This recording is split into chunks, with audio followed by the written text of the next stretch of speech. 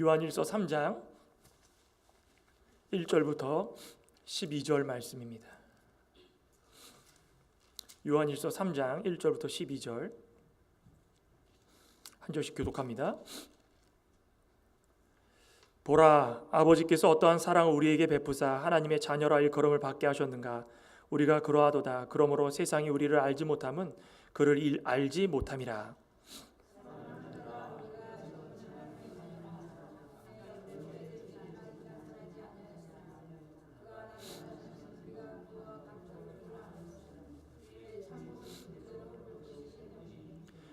주를 향하여 이 소망을 가진 자마다 그의 깨끗하심과 같이 자기를 깨끗하게 하느니라.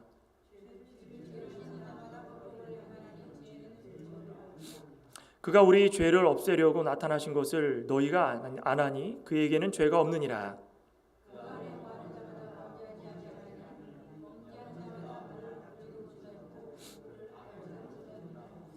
자녀들아, 아무도 너희를 미혹하지 못하게 하라. 의를 행하는 자는 그의 의로우심과 같이 의롭고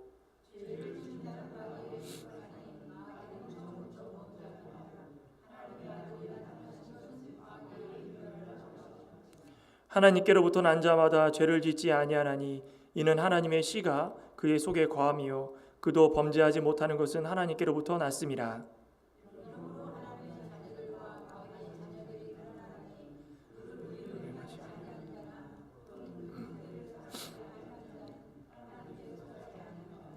우리는 서로 사랑할지니 이는 너희가 처음부터 들은 소식이라. 가인같이 하지 말라. 그는 악한 자에게 속하여 그 아우를 죽였으니 어떤 이유로 죽였느냐. 자기의 행위는 악하고 그의 아우의 행위는 의로움이라. 아멘. 하나님의 자녀입니다. 하나님의 자녀. 10년 전쯤에 이 부교육자로 있을 당시에 이 학생 수련회를 갔는데 그 수련회 당시에 너는 특별하단다라는 그 기독교 애니메이션을 아이들에게 방영을 해준 적이 있습니다. 혹시 아십니까? 너는 특별하단다. 굉장히 좀 유명했던 기독교 애니메이션인데, 예, 나무로 만든 그 사람이 등장을 하는데 그들은 한 목수가 만든 사람들입니다. 그러나 여러 그룹의 사람들 가운데에 어떤 그룹에는 금배지를 다는 그룹이 있고 또 어떤 그룹은 잿빛 그냥 어두컴컴한 배지를 달고 그렇게 사는 사람들이 있습니다. 사람들이 생각하는 이 목수는 어떤 사람일까? 이 금배지를 단 사람들은 좋게만 여기지 않겠습니까? 그런데 이 잿빛 배지를 단 그 사람들은 이 목수를 생각할 때마다 굉장히 좀 두려운 존재, 말 한 번 잘못했다가 큰일 날 존재. 목수는 늘 이 정 또 그 망치 이렇게 때리지 않습니까? 뭘 깎으려고 그걸 두 개를 들고 다니면서 말 한 번 걸기 힘든 존재, 그렇게 인식을 한다는 것입니다. 그러니 거기에 등장하는 주인공 가운데에 펀치넬로라는 주인공이 있었는데 그 주인공도 잿빛 배지를 가득 채우고 늘 원망과 늘 불평 가운데 사는 그런 주인공이었습니다. 목수한테 말 한 번 걸고 싶어도 목수는 그 못된 사람이야, 무서운 사람이고 말 한 번 잘못 걸었다면 우린 죽어. 그런데 어느 날 자신을 만든 목수를 큰 마음 먹고 찾아가게 됩니다. 찾아가게 되는데 거기서 들은 얘기는 이 펀치넬로라는 이 주인공을 완전하게 뒤바꿉니다. 180도 바뀌게는, 인생을 변화시키는 그런 일을 당하게 됩니다. 그 목수가 뭐라고 이야기하냐면 너는 아주 특별하단다. 남들이 어떻게 생각하고 판단하는 것이 중요한 것이 아니라 만든 내가 너를 특별하게 여기고 있단다. 지금까지 한 번도 찾아가 보지 못하고 한 번도 목수가 어떤 사람인지 자신의 스스로만 판단했지 다가가가지고 진솔하게 얘기 한 번 해본 적이 없는데 가서 얘기를 들어보니까 목수가 누구를 잿빛 배지를 달아가지고 차별을 하고 누구를 금빛 배지를 달아가지고 차별하는 것이 아니라 내가 만든 모든 사람들은 다 특별한데 그 중에 한 사람 한 사람이 다 특별하고 너는 더욱더 특별하다. 그 목수가 그런 마음을 가지고 만들었다라는 것입니다. 자, 이걸 보면서 오늘 살아가고 있는 우리 그리스도인들은 하나님의 자녀임에도 불구하고 하나님을 어떻게 생각하고 있을까? 하나님은 그냥 심판의 하나님, 우리가 잘못하면 책망해 주시고 징계해 주시는 하나님, 우린 자녀라고 하면서 한 번도 하나님께 나아가지 못하고 진솔하게 기도 한 번 드리지 못하고 다가가려고 하면 하나님 무서운 분이니까 내가 기도하면 하나님이 나를 책망하실 거야. 먼저 판단하고 지레 겁먹어가지고 아무것도 하지 못하는 그런 모습으로 살아가는 그리스도인들이 많다는 것입니다. 세상과 어울리면서 그들 스스로 너는 높은 사람, 나는 낮은 사람, 왜 나는 이렇게 만들었지? 나는 예수님을 잘 믿었던 것 같은데 나는 왜 잿빛 배지를 달고 다니지? 나는 왜 이럴까? 그러면서 주인을 한탄하는 그런 원망하는 모습으로 살아가는 그런 자들도 많다는 것입니다. 저 여러분들은 그런 사람이 아닌 줄 믿습니다. 그렇다고 금빛 배지 달고 다니라는 게 아닙니다.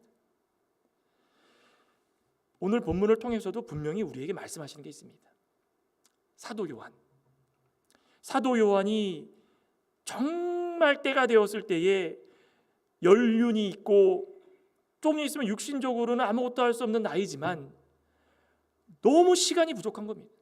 내가 알고 있는 말씀 이만큼인데 이 말씀을 어떻게 하면 아직도 깨닫지 못한 자들에게 전해주고 좀 그것을 해결해가지고 하나님을 알고 예수님을 정말 절실하게 믿을 수 있는 사람들이 됐으면 좋겠는데 라고 하면서 이 요한일서의 말씀들을 빽빽하고 촘촘하고 정말 우리에게 간절하게 이렇게 써 내려갔는데 말씀을 읽을 때마다 자, 우리는 이 말씀에 대해서 어떻게 살아가는가?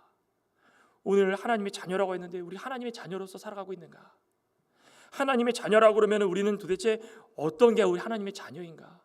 마지막 때가 될수록 적그리스도가 너무 많아지고 그 적그리스도로 말미암아 우리의 믿음을 해하려고 하고 처음 들었던 모든 것들이 우리 안에서 빼앗아 가가지고 우리는 더 이상 하나님 말씀에 대해서 귀 기울이지 않고 하나님이 우리 예수님을 이 세상에 보내주시고 우리 안에 또 예수님 안에 거할 수 있도록 해주셨는데 그것조차도 하지 않고 우리의 필요에 따라서 찾고 다니는 모습을 보면서 자, 어떤 게 하나님의 자녀인가? 사도 요한이 너무 답답한 겁니다. 그러면서 오늘 하나님이 어떤 분이신지를 먼저 안다면 우리가 하나님의 자녀인 것을 깨닫게 될 것이고 우리가 하나님의 자녀인 걸 안다면 하나님이 어떤 분이신 것을 우리가 알아야 될 것이고 상호작용을 통하여서 우리가 진정한 하나님의 아들, 딸로서 이 세상을 살아가기를 간절히 소망하고 있다는 것입니다. 어떤 게 하나님의 자녀이겠습니까? 첫째로는 하나님의 특별한 사랑으로 세상과 구별된 자, 이들이 하나님의 자녀라는 것입니다. 그러니 우리는 항상 고백해야 됩니다. 하나님의 특별한 사랑으로, 특별한 사랑이 무엇입니까? 하나님의 독생자 예수 그리스도를 우리에게 보내주신 특별한 사랑으로 세상과 우리 믿는 자와 성별 구별되고 거룩하게 구별되어서 우리는 늘 영의 길로, 새 사람의 길로, 빛의 길로 걸어나갈 수 있는 자녀가 되었다. 이것이 하나님의 자녀라는 것입니다. 오늘 1절에 그러죠? 보라, 보라. 사도 요한이 항상 말씀합니다. 보라, 강조하는 것입니다. 제발 좀 들으라는 것입니다. 아버지께서 어떠한 사랑을 우리에게 베푸사 하나님의 자녀라 일컬음을 받게 하셨는가? 우리가 그러하도다. 그러므로 세상이 우리를 알지 못함은 그를 알지 못함이니라. 아버지께서 어떠한 사랑을 우리에게 베푸사, 이 보라라는 말과 어떠한 사랑의 때 어떠한이라는 말은 둘 다 강조입니다. 무엇을 강조하는 것입니까? 하나님께서 어떠한 사랑을 우리에게 베풀어 주셨다. 그러면 그 사랑을 강조하는 것입니다. 사랑. 이 어떠한이라는 말 가운데는 보통 그 양이 그냥 많아서 그냥 놀란다, 대단하다 그런 의미의 강조의 의미가 아니라 보라, 어떠한 사랑이다. 그러면은 그 사랑 자체가 양이 많아가지고 야, 대단하다, 봐라, 어떠하냐 이것이 아닙니다. 이 사랑 자체가 아주 질 좋고 세상 사람들이 봤을 때에 경험하지 못하였던 아주 좋은 사랑, 그 사랑이라는 것을 알라는 것입니다. 너무 좋아가지고 놀라울 정도로 아름다운 그 사랑, 특별한 사랑이라는 것을 알라는 것입니다. 그래서 보라, 어떠하니라 이는 말을 다 사랑을 강조하고 있습니다. 그 놀랍고 아름답고 위대한 사랑이 누구의 사랑입니까? 하나님께서 우리에게 주신 놀라운 사랑. 우리의 죄를 죄 가운데 내버려 두지 아니하시고 독생자까지 내어주신 사랑, 아가페적인 사랑, 그 사랑을 말하는 것입니다. 그래서 또 쉬운 번역을 봤더니 이렇게 번역을 했습니다. 아버지께서 우리를 얼마나 사랑하고 계신지 생각해 보십시오. 하나님께서는 우리를 너무나 사랑하셔서 우리를 그분의 자녀로 불러주셨습니다. 이겁니다. 두 번 강조하죠. 하나님께서 우리를 얼마나 사랑하고 너무나 사랑해서 하나님께서 하시고 싶은 말씀이 이런 겁니다. 제발 우리 가운데 금배지 달아가지고 좋다 그러고 잿빛 배지 달아가지고 실망하고 그렇게 살지 말라는 것입니다. 하나님의 자녀라고 불리어받은 모든 자들은 하나님이 얼마나 사랑하고 너무나 사랑해서 자녀로 삼았기 때문에 본능적으로 본성적으로 죄 가운데 빠지는 그런 모습 가운데 하나님이 다 건져주신 것이다. 그러니 다시 죄 가운데 빠져가지고 저주 아래 살지 말고 원망하며 살지 말고 불순종의 아들로 살지 말고 하나님이 어떤 하나님이냐? 아유, 우리 심판의 하나님 아닙니까? 무서운 하나님 아닙니까? 하나님 왜 그렇게 우리를 만드셨습니까? 원망하지 말라는 것입니다. 하나님 아버지의 놀라운 사랑 때문에 우리가 이 자리에 살 수 있는 것입니다. 그 사랑을 좀 알라는 것입니다. 우리 시편 121편에 한번 볼까요? 시편 121편 121편에 보면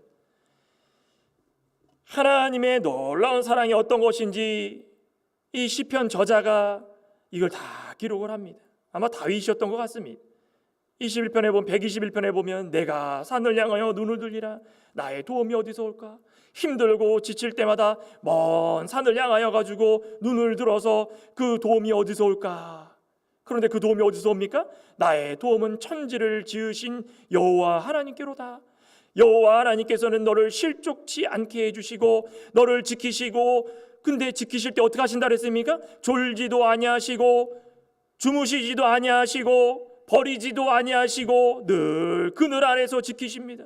오른쪽에서 내 그늘이 되어주시고 낮에 해가 우리를 강하게 비칠지라도 상하지 못하도록 구름 기둥으로 막아주시고 밤에 달도 너를 해치지 못하도록 막아주시고 어떠한 시련과 풍파가 있더라도 막아주시고 환난이 있더라도 면하게 해주시고 영혼을 지켜주시는데 우리의 출입을 지금부터 영원까지 지켜주신다는 것입니다.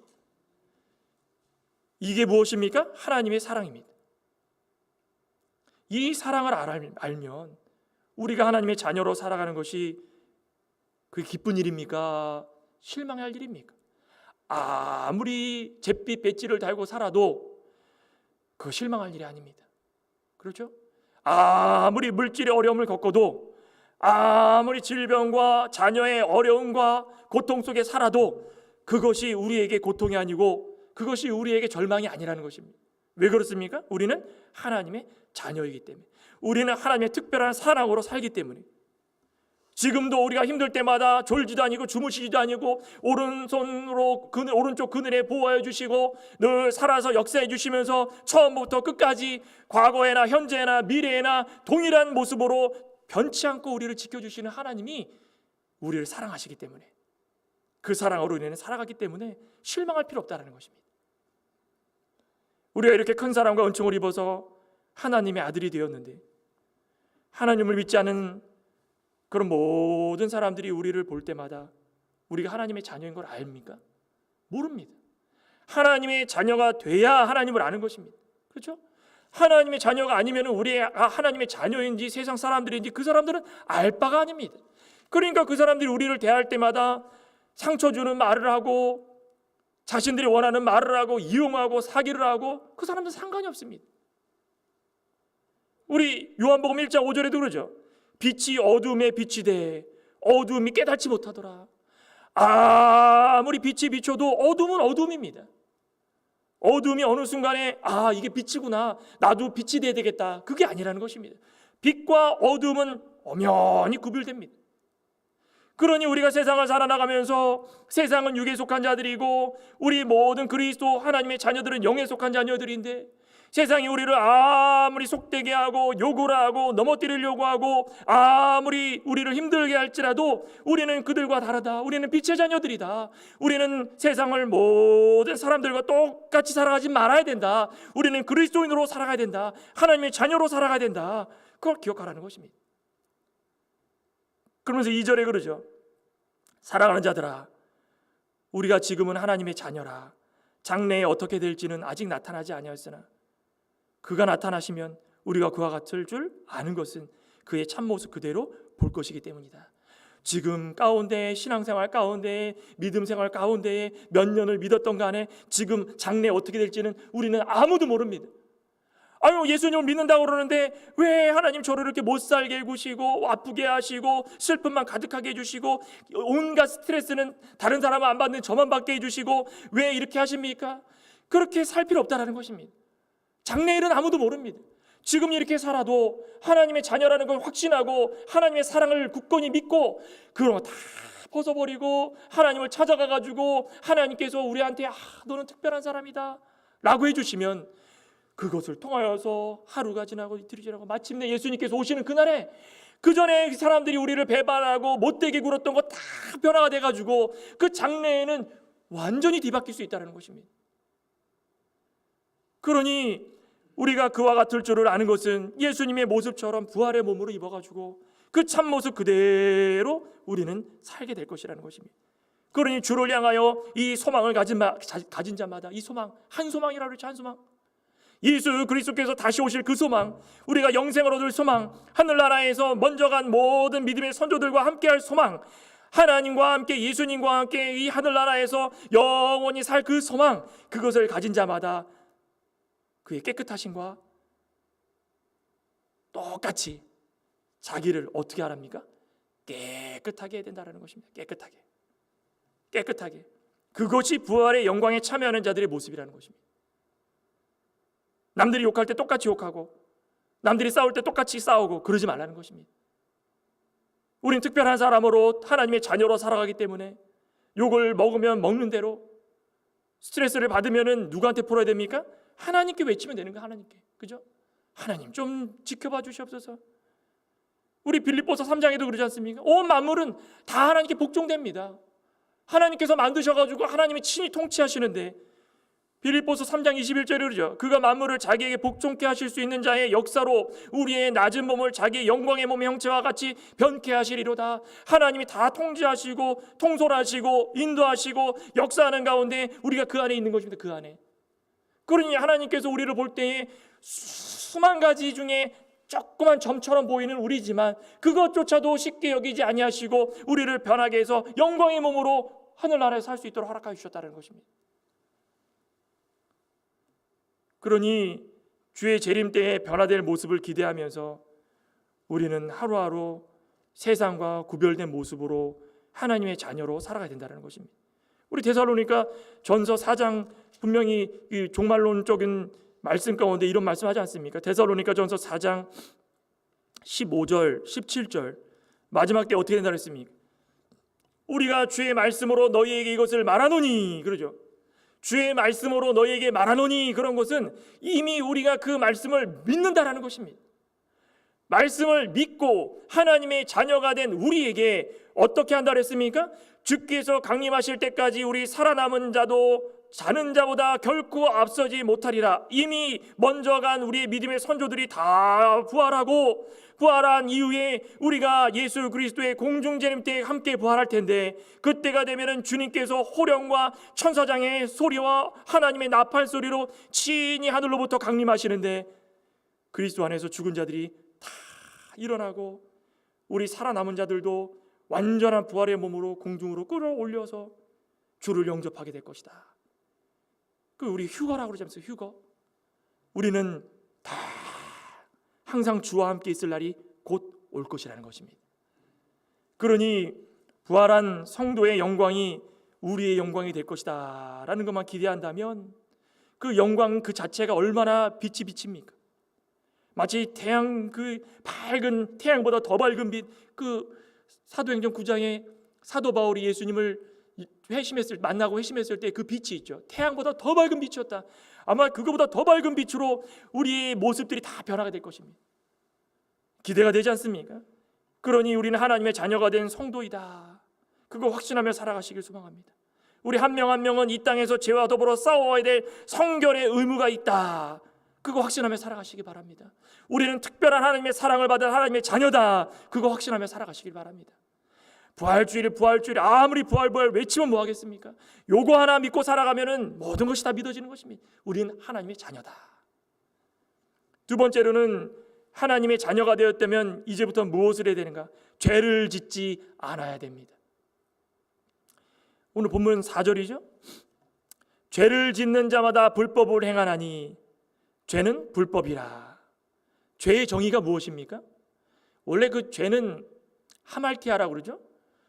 이 화살을 딱 쐈으면은 관역에 꽂혀야 되는데 이 화살이 딴 데로 가는 것을 죄의 그 헬라어의 원형의 모습으로 나타냅니다.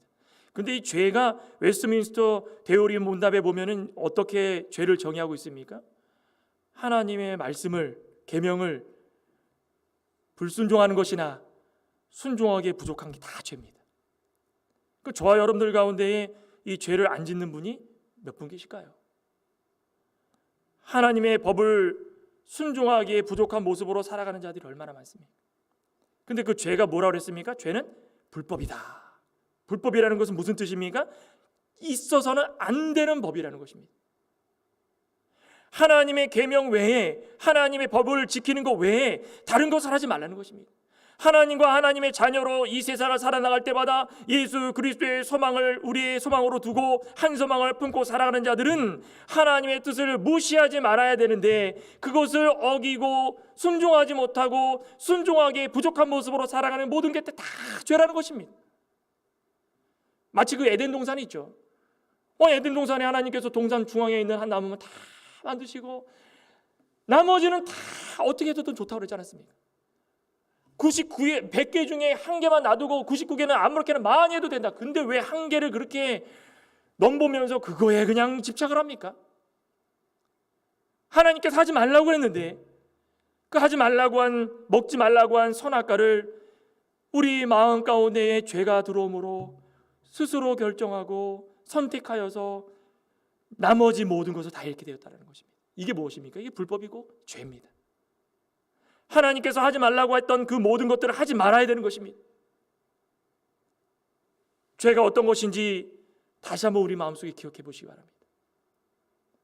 그런데 5절에 그가 우리 죄를 없애려고 나타나신 것을 너희가 아나니 그에게는 죄가 없느니라. 죄가 있는 상태에서 아무리 믿어도 해결되지 못하는 게 죄입니다. 그런데 하나님께서 우리를 불쌍히 여겨주셔가지고 창세기 3장 15절에 이제부터는 사람의 후손 가운데에 하나님께서 그리스도를 보내주시고 마귀의 모든 괴계를 무너뜨리고 짓밟아 버릴 것이다. 그래서 이제부터는 그 예수 그리스도를 통하여 가지고 우리의 죄가 다 씻음받게 될 것이다. 그러니 그 죄, 이 세상에 오셔서 우리의 모든 죄를 씻어주시는 이유가 죄가 있으면 구원받지 못하기 때문이라는 것입니다. 그러니 예수님은 죄가 있으신 분입니까? 없으신 분입니까? 과거에 어떤 학생이 우리 신학교에서 공부하는데 이 논쟁이 붙었습니다. 예수님이 육신의 몸을 입고 오셨으면 육신은 다 죄가 있는 거 아니겠습니까? 그 교수님이 할 말을 잃었습니다. 신학교에 신학을 공부하러 온 학생이 이렇게 질문하는가? 근데 그런 질문도 할 법합니다. 왜 그러냐면 지식이 없으니까. 근데 분명히 알아야 되는 것은 죄 있는 자가 죄 있는 자를 대속할 수 없다는 것입니다. 그러니 여기도 보면은 그 안에 거하는 자마다 범죄하지 아니하나니 범죄하는 자마다 그를 보지도 못하였고 그를 알지도 못하였느니라. 이 5절 후반전에 그에게는 죄가 없느니라. 죄 없으신 분이기 때문에 우리의 죄를 대속시킬 수 있다는 것입니다.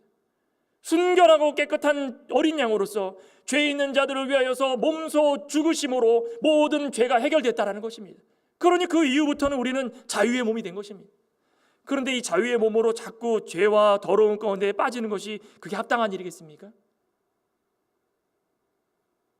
우리는 어떻게 살아야 되는 것입니까?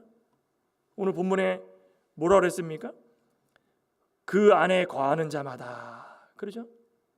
제일 중요한 것은 그리스도 안에 거해야 되는 것입니다.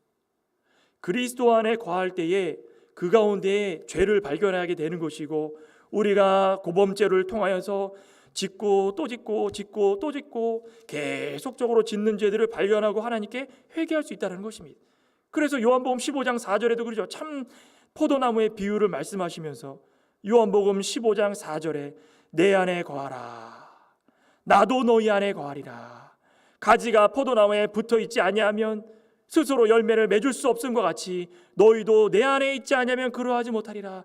포도나무가 있는데 뼈대만 쭉 이어져 있고 가지가 다 따로따로 있으면 열매를 맺습니까? 가지는 나무에 붙어 있어야 되는 것입니다. 그래야 포도나무가 열매를 맺어가지고 주렁주렁 맺어가지고 툭 쳐지면은 다 세워주고 묶어주고 수확을 이룰 수 있는 거 아니겠습니까? 그런데 가지 따로 나무 따로 있으면 이거 열매 못 맺습니다. 예수님도 똑같습니다. 우리 예수님을 믿는 자들은 예수님 안에 거해야 된다는 것입니다. 예수님께 접붙임 돼가지고 예수님께서 주시는 말씀, 예수님께서 주시는 사랑, 예수님께서 주시는 참 평안, 예수님께서 주시는 자비와 긍휼을 우리 스스로 다 흡수해야 되는 것입니다.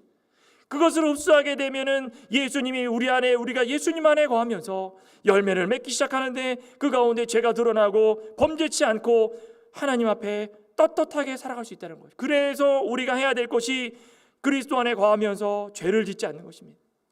죄를 짓지 않는 것입니다. 로마서 8장 한번 볼까요? 로마서 8장 13절 12절부터 보겠습니다. 그러므로 형제들아, 우리가 빚진 자로 돼 육신에게 져서 육신대로 살 것이 아니니라. 너희가 육신대로 살면 반드시 죽을 것이로되 영으로서 몸의 행실을 죽이면 살리니. 뭐라 그랬습니까? 육신대로 살면 반드시 죽을 것이다. 육신대로 살면 거기서 끝이라는 것입니다. 죽어서 영원 형벌을 받아가지고 거기서 더 이상 소망이 없다라는 것입니다. 그런데 영으로 살면 영으로서 몸의 행실을 우리가 드러나게 되어서 이게 죄고 회개해야 되고, 회개했으면 용서받고 또다시 세상에서 하나님의 자녀로 살아가고, 또 살아가다 죄를 지으면 영으로서 살아가기 때문에 우리의 몸의 행실을 알게 되고 이게 죄고, 죄를 발견했으면 회개하고, 회개했으면 하나님의 자녀로 살아가고, 이런 것을 수만 번 반복을 하면서 육신의 정욕대로 살아가는 것이 아니라 하나님의 자녀로 살아가라는 것입니다. 그러면서 사도 요한이 7절부터 보면 본문에 자녀들아, 아무도 너희를 미혹하지 못하게 하라. 의를 행하는 자는 그의 의로우심과 같이 의롭고 죄를 짓는 자는 마귀에게 속하나니 마귀는 처음부터 범죄함이라. 하나님의 아들이 나타나신 것은 마귀의 일을 멸하려 하심이라. 하나님께로부터 난 자마다 죄를 짓지 아니하나니 이는 하나님의 씨가 그의 속에 거하며 그도 범죄하지 못하는 것은 하나님께로부터 났음이라. 하나님 안에, 예수님 안에 거하는 자들, 하나님께로부터 난 자들, 하나님의 자녀들은 어떻게 한답니까? 죄를 짓지 않는다. 이게 우리 개신 측 신학교의 가장 주된 핵심 교리입니다. 그런데 이거를 이해하려면 참 여러 가지 생각을 좀 많이 해야 됩니다. 우리 다 죄 짓지 않습니까? 근데 하나님의 자녀라고 의를 행하고 죄를 안 짓는다는 건 말이 안 됩니다. 그런데 중요한 것이 있습니다. 죄를 짓는다고 살아가는 사람들이 있다면 제일 우리가 알아야 될 것은 그 사람은 누구에게 속한 사람입니까? 누구에게 속한 사람입니까? 마귀. 우리가 죄를 짓고 살아간다 그러면 그 사람 마귀에게 속한 사람이다라는 것은 전제로 깔고 들어가야 되는 것입니다. 그런데 하나님께서 우리 사람을 창조하실 때는 크게 두 가지입니다. 육신과 영혼. 육신 껍데기, 장막가도 같은 이 껍데기. 영혼은 뭐로 나뉩니까? 물질 세계에 속하는 혼과 하나님의 관계된 영으로 나뉜 것입니다. 그래서 우리가 보통 신학적으로 2분법이다 3분법이다 그러면서 논쟁을 많이 합니다. 저는 개인적으로 제가 또 공부를 하면서 깊이 생각하면서 우리 개신교 교단에서도 어떤 분은 3분법을 주장하시는 분도 계시고 어떤 분은 2분법을 주장하시는 분 계십니다. 그게 교리이기 때문에 잘못된 것은 아닙니다. 근데 저는 개인적으로 중생한 자, 하나님으로부터 거듭난 자, 하나님의 자녀가 죄를 짓지 않는다라고 이 교리를 일치시키려면 3분법이 맞지 않은가 생각이 듭니다. 육은 육신대로, 영과 혼은 나뉘어져서 혼은 세상에 속했지만 영이라는 것은 하나님께 거듭나가지고 예수 그리스도를 우리 구주로 믿고 우리의 구원자로 믿어가지고 이후로부터는 육에 속한 자가 아니라 세상에 속한 자도 아니고 어둠에 속한 자도 아니고 새 사람으로서 빛 가운데 살아가는 자녀다라고 확신을 하면 그 다음부터는 이 영이라는 그 기능 자체가 성령 하나님께서 이 안에 들어오셔서 그것을 강하고 빛 가운데 거할 수 있도록 만들어 주신다라는 것입니다. 그럼 그 이후부터는 이 영이라는 것은 어떻게 합니까? 죄를 짓지 않습니다. 다만 누가 죄를 짓습니까? 우리의 육신의 눈으로 보는 것들, 우리의 육신의 손으로 만지는 것들을 통해서 이 마음, 혼이 변화가 되어서 이것을 통하여서 우리를 범죄케 만든다는 것입니다. 그러니 우리는 어떤 생각을 해야 되는 것입니까? 어느 한순간도 하나님의 자녀라는 사실을 잊지 말고 살아야 되는 것입니다. 어떻게 하면 잊지 않을 수 있을까요? 오늘 9절에 뭐라고 그랬습니까? 하나님의 씨가 그 속에 거함이다. 하나님의 씨가 무엇입니까? 하나님의 말씀이다. 중생한 자들, 성령 하나님께서 거하시는 자들은 하나님의 말씀이 늘 우리 가운데 있어야 된다는 것입니다. 다른 말로 성령 하나님을 의식하며 살아가라는 것입니다. 하나님을 의식하며 살아가면 그 영이 항상 빛 가운데서 밝아져서 죄를 구분시켜주고 우리가 빛 가운데서 살고 죄 가운데 빠지지 않도록 도와준다는 것입니다. 베드로전서 1장 23절에 그렇게 말씀하죠. 사도 베드로는 너희가 거듭난 것은 뭐라 그랬습니까? 썩어질 씨로 된 것이 아니요 썩지 아니할 씨로 된 것이니 그 썩지 아니할 씨가 무엇이라 그랬습니까? 살아있고 항상 있는 하나님의 말씀으로 되었느니라. 육체는 풀과 같고 영광은 풀의 꽃과 같아서 풀은 마르고 꽃은 떨어지니까 이 육신은 이미 끝난 것입니다. 이 중요한 것은 영이라는 것입니다. 영. 우리 누가복음 한번 더 읽어보요. 누가복음 8장 11절 대답하되 주여 없나이다. 예수께서 이르시되 나도 너를 정죄하지 아니하나니 가서 다시는 죄를 범하지 말라. 다시는 죄를 범하지 말라는 그 말 속에는 뭐가 들어있습니까? 마귀에게 속한 자가 되지 말라는 것입니다. 범죄, 불법을 저지르는 자가 되지 말라는 것입니다. 하나님을 알고 예수를 발견했다면 그 빛 가운데 살아가면서 죄를 구분하고 예수님께 하나님께 나아가고 회개하고 성령 하나님을 의지하며 살아가라는 것입니다. 하실 수 있으시죠? 우리 여기 앉아 계신 분들은 뭐 다 믿음이 좋으시니까 다 하실 수 있을 줄 믿습니다. 우리는 하나님의 자녀다. 하나님의 자녀는 죄를 짓지 않는다. 죄가 우리 가운데 들어오려고 하면 하나님을 의지하고 썩지 않고 쇠하지 않고 영원한 하나님의 말씀 가운데 우리를 새롭게 해달라고 기도해야 되는 것입니다.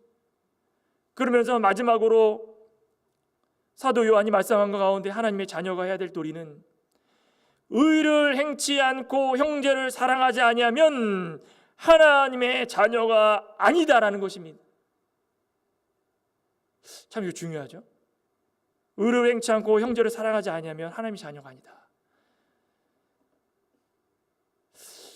우리는 하나님의 자녀이십니까?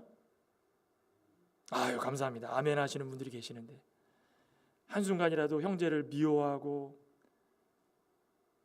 형제를 이상히 여기고 그런 우리의 마음이 있었다면 하나님께서 우리에게 허락하신 의를 행하도록 우리의 마음을 다잡으라는 것입니다.